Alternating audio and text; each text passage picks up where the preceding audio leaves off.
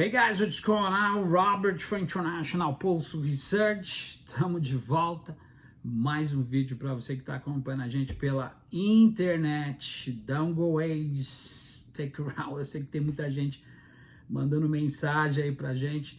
Enfim, perguntando o que está acontecendo. A gente está precisando de ajuda, enfim. Pessoal, eu vou dividir esse vídeo aqui em duas partes para que você possa realmente entender aí um pouco o que está acontecendo no Brasil, do nosso trabalho e principalmente das coisas que poderão piorar daqui para frente. Eu não vim aqui para trazer um pessimismo por vez de fato, mas a gente sabe muito bem que tudo está sendo articulado porque o Brasil, pela milésima vez, é uma área de influência da manutenção da centralidade do capitalismo dos norte-americanos. Então, não só a América do Sul, mas principalmente o bolo da cereja é o Brasil. Então, vocês viram aí que aconteceram ontem. Hoje nós temos paralisação em mais de 12 estados aí praticamente pelos caminhoneiros, que são... A gente não tem uma malha ferroviária, a gente só tem 20 quilômetros de malha ferroviária que foi construída na época de Dom Pedro I e o resto está enterrado aí, estão tentando levantar. Por quê? A galinha dos ovos de ouro sempre foi comprar títulos da dívida e acumulação de riqueza por companhias offshore. Então o Brasil está à deriva, não tem indústria, não tem absolutamente nada e a gente está vendo o caos aí, como vocês estão acompanhando aí. Então é uma manifestação que muitas das vezes as pessoas não conseguem entender, que propriamente dita, a gente vê aí a desorientação, não só da direita, mas principalmente da esquerda. A esquerda está perdida. A esquerda usa a raspa do tacho de uma mídia independente da esquerda, que também não tem força orgânica e homogênica. Nós estamos no Brasil com Daily Times, de repente a gente pode virar uma TV também, mas a gente vai ter o respaldo para poder atingir deliberadamente rápido, simultâneo, no jornalismo verdadeiro, investigativo, com pluralidade. Agora, o que a gente vê muitas das vezes é que esses blogs analíticos e principalmente esses sites, esses canais, estão preocupados em monetizar muitas das vezes e não de trazer verdadeira informação. Ou seja, querem vender a imagem para depois se lançar na política, vender livro, vender curso. Então, deixa um pouco a desejar. Eu sei que tem muita gente, não estou fazendo uma crítica, uma autocrítica, eu sei que tem muita gente séria que realmente pode fazer algo para poder contribuir, mas na realidade estão puxando por um lado vulnerável, onde o governo que entrar, que vai servir o sistema, vai poder proporcionar verba de publicidade. Então, não existe, é cada um puxando para o seu lado. Eu estava conversando com um amigo referente ao Marcelo Freixo, que saiu do PSOL. Ele quer ser governador do Rio de Janeiro. O Lindenberg quer ser senador por mais 8 anos. Você vê que essas pessoas, não é que eles estão no anonimato, eles vendem a imagem, literalmente, e a gente vê aí uma esquerda que nunca foi radical no Brasil, uma esquerda moderada, liberal, que sempre serviu aos interesses. Então, em contrapartida, é uma autocrítica, um desabafo. A gente sabe muito bem que a gente tem que saber a quem nós servimos. Se você se identifica com o Lula, vai embora, você é um Lula petista. Eu adoro o Lula, gosto, admiro, mas o que eles estão fazendo? Se o meu dente dói, eu vou no dentista, eu não vou no mecânico. Então, não tem nada de novo. O que vai acontecer é o vale a pena ver de novo. Eles vão repetir tudo e o povo vai continuar aí se ajoelhando literalmente. Por quê? Em vez de ter trabalhado as questões de base no passado, nada aconteceu. Então nós estamos sofrendo, o país está despolitizado. A gente vê que uma boa parte dos bolsonaros aí, das pessoas que seguem o Bolsonaro, eles subiram o tom, estão radicalizando, estão batendo de frente. Você não vê a esquerda fazer isso. A esquerda só fica na narrativa, não tem discurso de ruptura. Você vê o PDT de um lado, o PT do Cagleif, e a gente só vê essas que eles vão atacar, eles vão fazer isso, vai fazer aquilo, que não sei o quê. Mas não tem uma forma orgânica de incorporar. O brasileiro não tem essa forma de desobediência civil. Que muitas das vezes eu sou contra esse STF que está aí. Nada por vias democráticas no Brasil não vai acontecer. O voto à eleição não é uma arma, gente. Ele serve à institucionalidade formal liberal burguesa. Porque nenhum país de primeiro mundo se levantou de eras, sociedade escravagista, pós-guerra. Você sabe o que é um pós-guerra?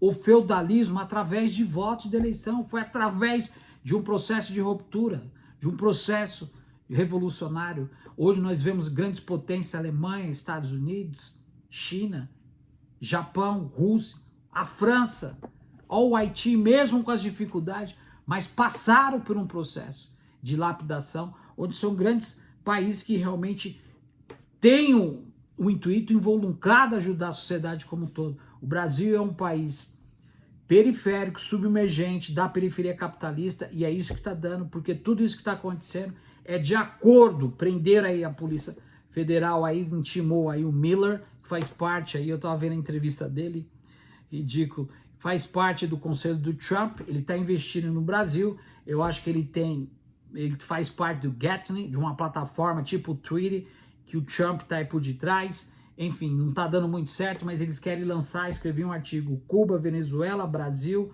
e Estados Unidos, justamente para poder falar o que querem, entendeu? E criar essa barreira ideológica, porque se a pessoa toma uma vacina, vira um jacaré. Se toma do outro lado, o RNA, o RNA, vai ser modificado. Então, cada um tem seu livre-arbítrio. Vocês seguem aquilo que vocês devem fazer. Morrer, todos nós vamos ter que morrer, sem dúvida nenhuma. Agora, se você não toma, você tem consequência. Se você toma, você tem um risco. Então, nós estamos vivendo uma situação, gente, que tudo isso foi involucrado. Convido a você a entrar no Daily Times, aqui embaixo. Tá cheio de artigo falando. Hoje eu escrevi um artigo falando sobre um relatório que foi mandado aí, de como foi patrocinado pelos americanos aqui, essa coisa que nós estamos vendo lá em Hualien, na China. Saitia, Songchonghao, Chunmin. Eu falo um pouco mandarim, gosto. É legal, mas a gente tem que avançar. Outra coisa importante que eu gostaria de chamar bastante atenção foi o que o Bolsonaro estava falando sobre essa reunião aí, que vocês sabem muito bem, que iria acontecer hoje, aí não sei, aí o ministro Fux aí, que serve aí a centralidade do capitalismo também, ele jogou a toalha justamente para poder desvincular um pouco. Então, ontem vocês sabem que hoje nós teríamos um Conselho da República. O que é esse Conselho da República? A gente precisa entender.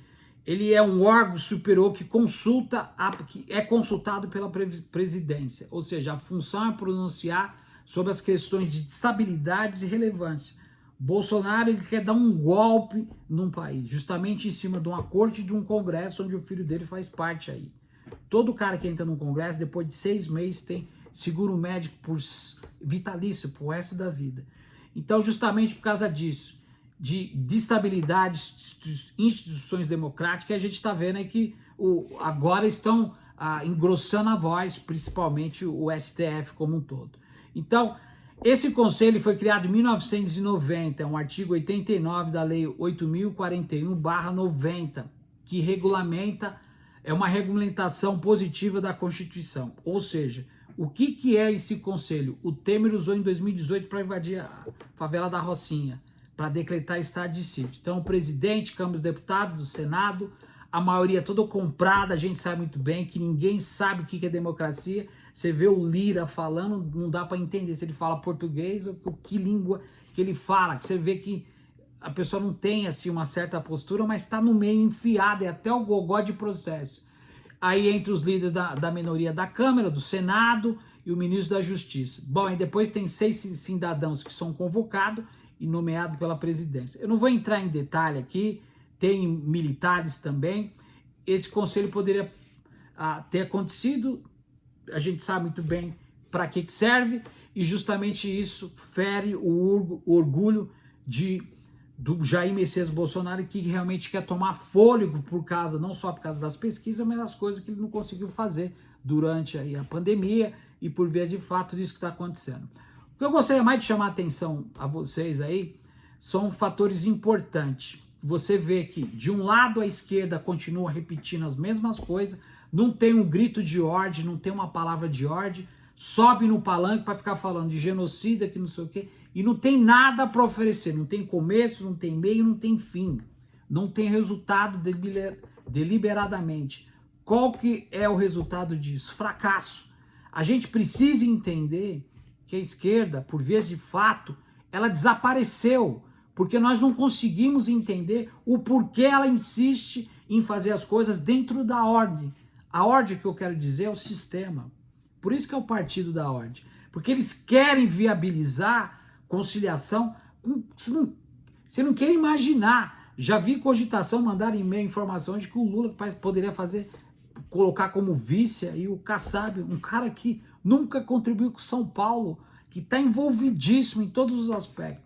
Quando a gente faz a nossa relevância, mediante a necropolítica, que a política fracassou em todos os aspectos no Brasil, que nós nunca tivemos uma democracia, mesmo com a redemocratização, as pessoas dão risada. E é isso que a gente está dando. A população entra em pânico porque é um governo fascista que tem como aparato a crise sem precedente e a opressão.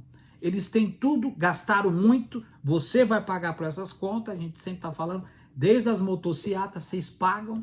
Dia 30 agora que passou, cada brasileiro pagou R$85 de juros de amortização da dívida. A gente está vendo um cenário da economia indo para o vinagre e a gente está vendo o que está acontecendo. Então tudo isso que está sendo feito, existe um fator primordial que você precisa entender. Primeiro, é uma revolução molecular o que o Bolsonaro quer fazer. Conservadora de cunho conservador. De outro fato, ele está empurrando a população, que é uma minoria, que subiu o tom e está radicalizando por vez de fato.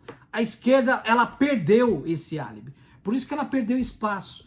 E se o Lula voltar, o Lula vai ver que aquela novela das duas vale a pena ver de novo. Porque nada vai mudar. Porque ele não vai poder atravessar a linha de frente, justamente porque nós estamos vivendo uma época não é mais pós-moderna, é uma era líquida, não é mais uma época contemporânea. E a gente precisa entender que tudo isso que está acontecendo, gente, faz parte do aprofundamento da dependência do capitalismo na América do Sul. Enquanto vocês estão aí desesperados, o Banco Central do outro lado está quietinho, junto com Paulo Guedes, só destruindo o país e a gente não consegue avançar. Não tem jeito, daqui para frente, o que vai acontecer? A gente pode ter uma guerra civil, gente. A gente pode ver pessoas involucradas aí. E ontem eu estava vendo um vídeo aí da ditadura que me mandaram. Eu vi centenas de pessoas que fizeram autópsia, né? Pessoas que morreram, que deram sangue, que lutaram realmente pela pátria. Naquela época as pessoas clamavam por democracia. Hoje nós não temos democracia, as pessoas querem intervenção militar, porque não tem coragem de incorporar e lutar pelo país. Eu canso de falar isso para vocês. Vocês precisam entender que o país do tamanho desse botão dessa camisa, o povo vai luta para reconstruir o Estado soberano como um todo. Para terminar, o ponto positivo dessas pessoas que estão com a minoria, não estou querendo defender, estou fazendo uma autocrítica com o Bolsonaro, eles sabem o que querem. Se eles tiverem que entrar para destruir o Senado, principalmente o STF, e ter o voto, eles podem até conseguir, gente. Porque eles sabem onde eles querem chegar. A esquerda moderada, pequena burguesa, que está esperando que o Lula venha e faça tudo aquilo que deve ser feito, fique esperando. Não tenho nada contra o Lula. Se o Lula estivesse aqui, ia dar um abraço e falar, meu amigo, você está indo pelo caminho errado. Você vai repetir as mesmas políticas compensatórias, assistencialistas e mercantilistas. Daqui a pouquinho eu volto trazendo mais informação para você. Um grande abraço. Robert for International Postal Research. Don't go away. Stick around. Até mais.